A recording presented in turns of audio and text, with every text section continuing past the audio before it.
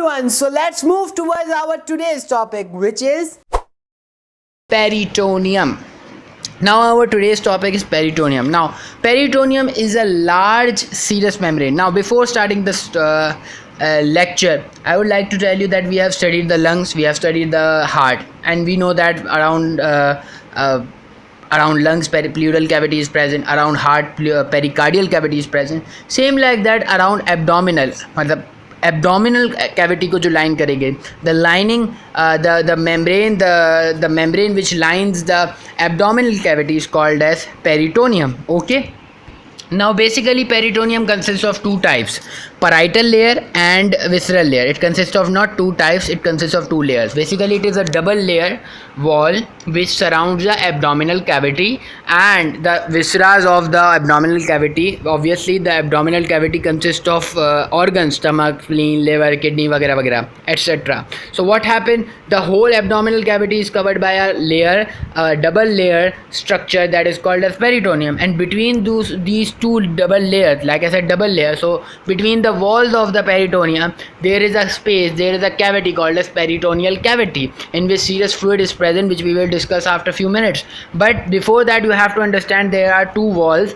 The outer, the layer which is directly attached with the outer layer which is directly attached with the abdomen is called as parietal layer, whereas if I talk about the inner layer which is which covers the organs like stomach, spleen, liver, वगैरह, etc., so that is called as visceral layer. Okay, and visceral layer is derived from splanchnic mesoderm, whereas parietal layer is caused by somatic mesoderm. Okay, so there are two layers of the like I said, there are two layers of the peritoneum.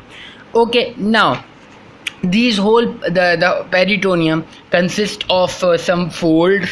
Okay, and that folds are basically between the organs, and that folds are basically called as peritoneal folds. Okay, जिन्हें हम omentum कहते हैं, mesentery कहते हैं. So for peritoneal fold and another topic, that is peritoneal cavity. Like peritoneal cavity consists of two parts, greater sac and inner lesser sac.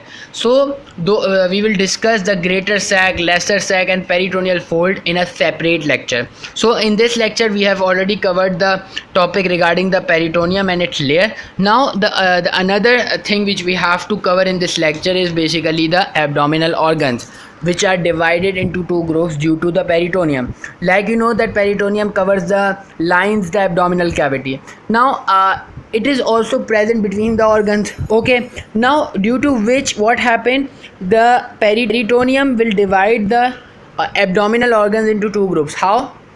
Like I said, it is present between the organs, between two organs, three organs, and it will cover the organ. Okay, now if the peritoneum is covering the organ anteriorly, okay, just anteriorly, not posteriorly, not whole organ is covered by a peritoneum, just anterior side is, if the anterior side is only covered by peritoneum, that is called as retroperitoneal organ. That organ is called as retroperitoneal organ. And if the whole organ is covered by peritoneum, usually visceral peritoneum, so that is called as intraperitoneal organ. Okay, now intraperitoneal organ, you have to know what are the intraperitoneal organ. So that includes stomach, spleen and liver. And if I talk about retroperitoneal organ, so it includes small intestine, large intestine, which includes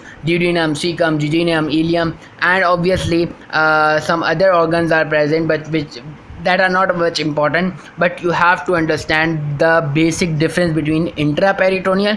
Like the name indicates, intra means inside. So basically if the whole peritoneum covers the organ that is present inside the peritoneum, so you can easily remember that it is basically intraperitoneal organ. And if it is partially covered, that means anteriorly just covered, that is called as retroperitoneal organ. One more thing which I forgot to tell you, that retroperitoneal organ are covered anteriorly and it is through the parietal peritoneum. Okay, now this was the whole topic regarding the peritoneum. Like I said, peritoneal cavity and peritoneal fold we will discuss in the next lecture separately in detail, because we have to study greater omentum, we have to study lesser omentum, we have to know what is mesentery, what is greater sac, what is lesser sac. So we will discuss in separate lectures so that you can easily differentiate between them and you can easily understand what does it mean. So this was the whole topic regarding the peritoneum. Till then, work hard, study hard, and good luck. Take care. Bye bye.